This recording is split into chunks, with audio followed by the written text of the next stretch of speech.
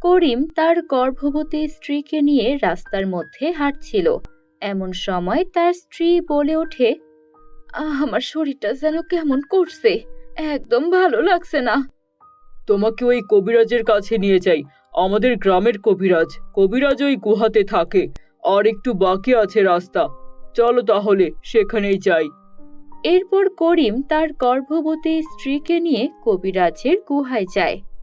আরে কি ব্যাপার করিম, তোমার গিন্নির কি অবস্থা?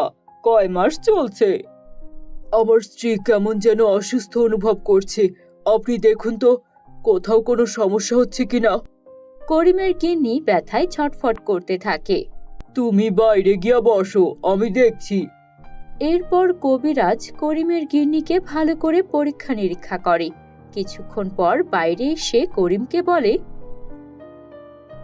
শোনো, একটা সুসংবাদ আছে আর একটা দুঃসংবাদ আছে। তোমার গিন্নি জোড়া মেয়ের জন্ম দিয়েছে। এই দেখো, তোমার দুটো সন্তান হয়েছে। তবে অত্যন্ত দুঃখের সাথে বলতে হচ্ছে যে তোমার স্ত্রীকে আমি বাঁচাতে পারিনি। অনেক চেষ্টা করেছিলাম, কিন্তু সম্ভব হয়নি। এ কি বলছেন আপনি? না না, এ হতে পারে না। আমার গিন্নি আমাকে ছেড়ে কি করে চলে যেতে পারে? এ কি হয়ে গেল আমার সাথে? করিম ভেঙে পড়ে, কিন্তু সে তার সন্তানদের জন্য অনেক কষ্ট করে নিজের কান্না থামিয়ে ফেলে।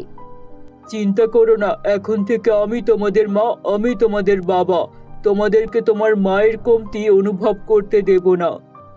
এই বলে করিম তার সন্তানদের জড়িয়ে ধরে।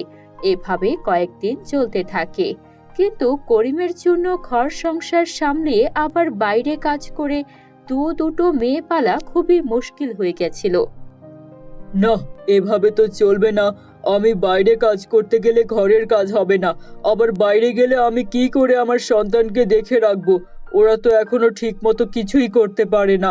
ওদেরকে খাওয়াতে হবে আমাকে। করিম এভাবে চিন্তা করছিল আর বাজারের দিকে হেঁটে যাচ্ছিল। মেয়েদের জন্য খাবার কিনে বাড়ি ফিরতে হবে। দেখি, তাড়াতাড়ি বাড়ি ফিরে যেতে হবে। এমন সময় তার বন্ধু রহিমের সাথে দেখা হয়ে যায়। আরে রহিম, কোথায় যাচ্ছিস? আজকাল তো তোকে কোথাও দেখাও যায় না। এই যে এত এত অনুষ্ঠান হয়, কোথাও তোকে দেখি না। তোকে ছাড়া তো আর অনুষ্ঠান জমে না। কি আর করব, জানিসই তো আমার স্ত্রীর মৃত্যু হয়েছে। এখন দুটো সন্তানকে আমাকেই দেখতে হয়। ঘর বাড়ি সামলে আমার বাইরে কাজ করে অনুষ্ঠানে যোগ দেওয়ার মতো সময় আর আমার থাকে, তুই বল? তা ঠিকই বলেছিস। তবে তুই আরেকটা বিয়ে করছিস না কেন? না না, কি বলছিস? আমি আমার গিন্নিকে রেখে অন্য কাউকে বিয়ে করব? এটা হতেই পারে না। আরে তুই নিজের কথা চিন্তা না করলেও তোর ছোট ছোট দুই মেয়ের কথা তো চিন্তা করবি। তুই তো আর তাদেরকে ঠিক মতো দেখাশোনা করতে পারছিস না। কেউ থাকলে ওদেরকে ভালো করে দেখাশোনা করতে পারবে। রহিমের কথাতে করিম কিছুটা চিন্তায় পড়ে যায়। আচ্ছা ঠিক আছে, তোর যা ইচ্ছা হয় তুই কর। বন্ধু হিসেবে আমি একটা ভালো বুদ্ধি দিলাম।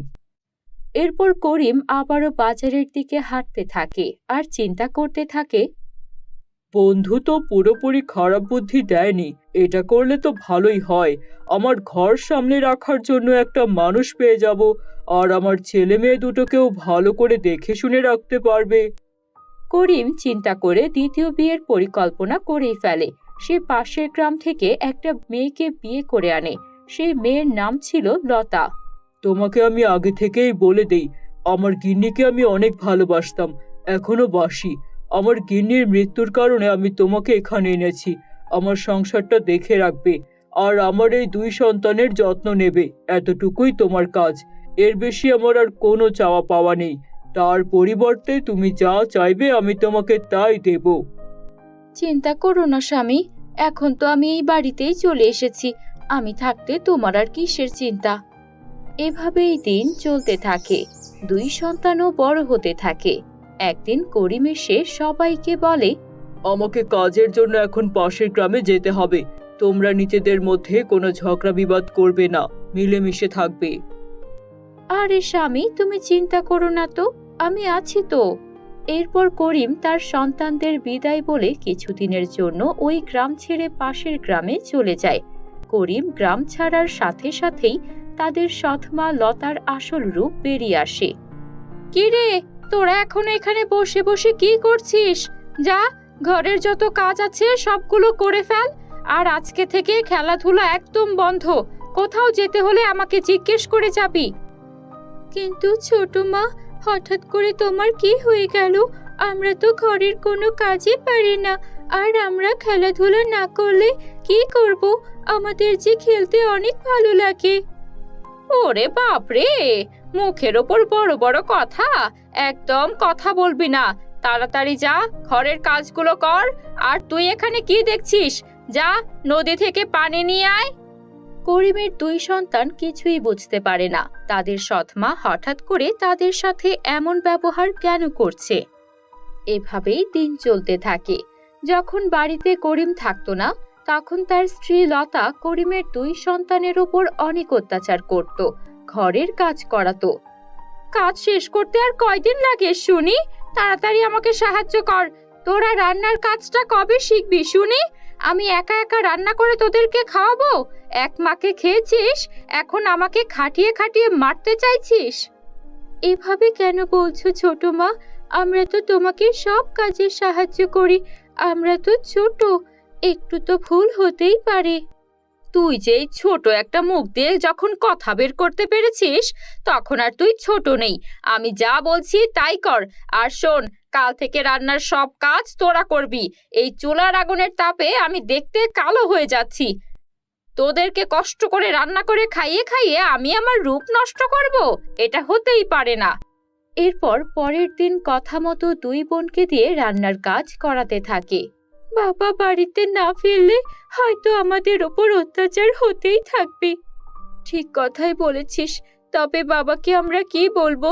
যদি বাবা জানতে পারে তাহলে অনেক কষ্ট পাবে। বাবাকে বলা উচিত হবে না। আমরা একটু অত্যাচার সহ্য করেই ফেলি, কি আর এমন হবে? এভাবেই অনাথ দুই বোন এত অত্যাচার সহ্য করেও নিজেদের সৎ মা এবং বাবার কথা চিন্তা করছিল।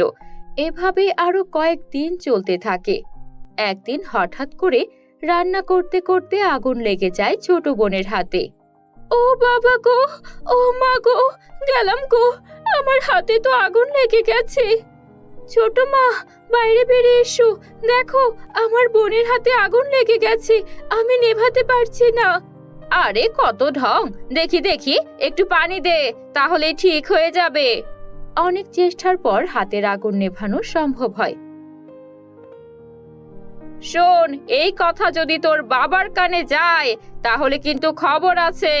আমি কিন্তু তোদের ছেড়ে চলে যাব, আর তোর বাবা আমার দুঃখে কান্না করবে। তোরা কি চাস তোর বাবা মন খারাপ করে থাকুক? না না, এই কথা আমার বাবাকে বলবো না। এইভাবে লতা ছোট মেয়েদেরকে ভয় দেখিয়ে রাখতো। কয়েকদিন পর করিম বাড়ি ফিরে আসে। আরে আমার দুই চোখের মনি মেয়েরা কোথায়? দেখ তোদের জন্য কি নিয়ে এসেছি সাথে করে। তোদের জন্য লাল আর হলুদ রঙের জামা এনেছি। এদিকে বের হয়ে আয়, জলদি আয়। করিমের দুই সন্তান তাদের বাবার কথার আওয়াজ শুনে দৌড়ে ছুটে আসে। তারা দেখতে পায় তাদের বাবাকে। বাবা, তুমি এসেছো? কেমন আছো তুমি? বাবা, আমরা তো ভালো আছি। কি এনেছো দেখি? এরপর হঠাৎ করে করিম তার ছোট মেয়ের হাতে আগুনের পোড়ার দাগ দেখতে পায়।